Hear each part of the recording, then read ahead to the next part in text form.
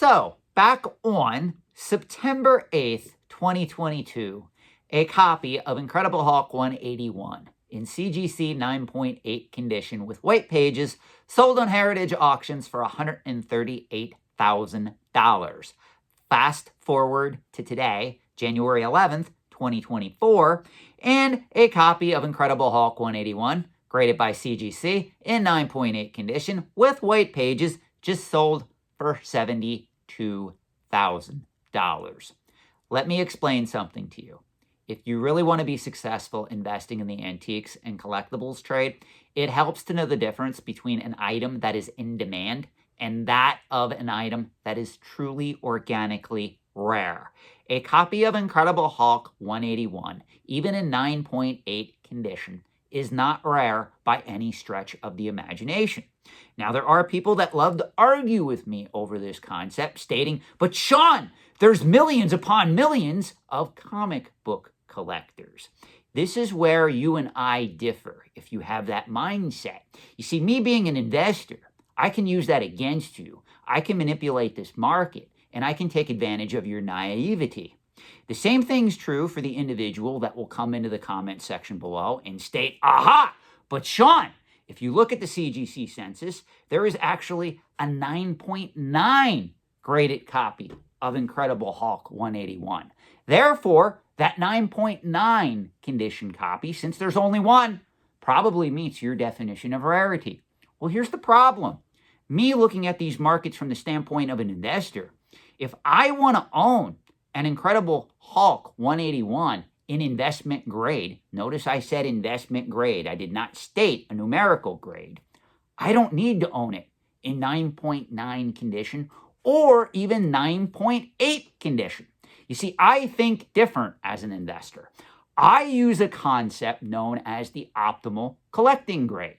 So if I'm going to go to the market and I'm going to buy an Incredible Hulk 181, I'm going to look at these numbers and I'm going to go, wow, this particular book in 9.8 condition, it sometimes sells for more than six figures, and other times it sells for significantly less than six figures.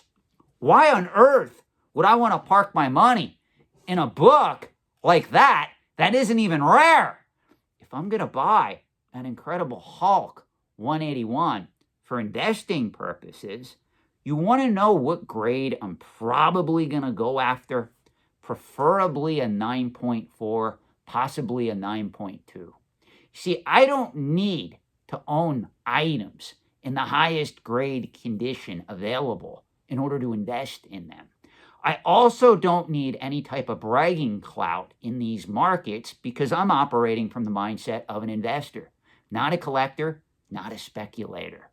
This is why, if you want to make money in the antiques and collectibles trade, learn the difference between items that are truly rare and items that are in demand. Books like Incredible Hulk 181, Amazing Spider-Man 129, Giant-Sized X-Men 1, X-Men 94, and even Amazing Spider-Man 300 are all great known key issue comic books. But unfortunately, none of them are rare. They are just selling for the price points that they are selling for at present time because they're in demand. Well, what is it that I tell you guys? If you want to make money in the antiques and collectibles trade, the secret is understanding demand and knowing that demand can change on a proverbial dime. Meaning 10, 20, 30, 40 years from now, do we really think an Incredible Hulk 181, an Amazing Spider-Man 129, a Giant-Sized X-Men 1, are these books really going to be selling for more than they are today? You're telling me that demand is going to go up from today's all-time highs for these particular books 30 years into the future? The answer is no. So why would anybody go after these particular books in the highest grades possible?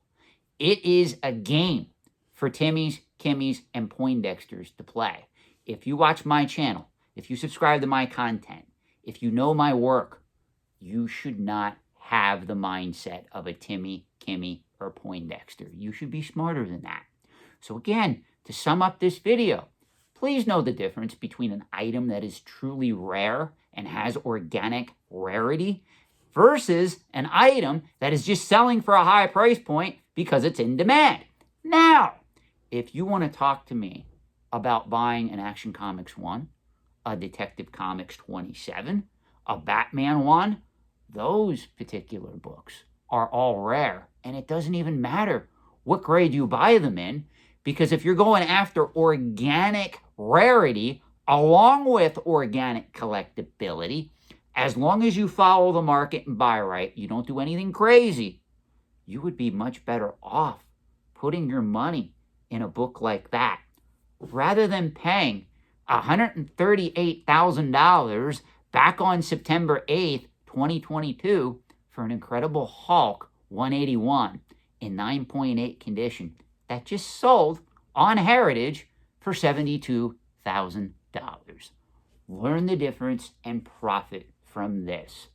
Doing what everybody else is doing, or doing what other TikTokers and YouTubers and people that do not understand collectible finance are doing, is a recipe for disaster in these markets.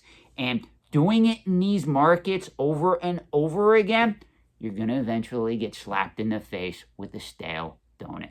Thank you for watching. Let me know what you think in the comment section below. I'll see you in the next video.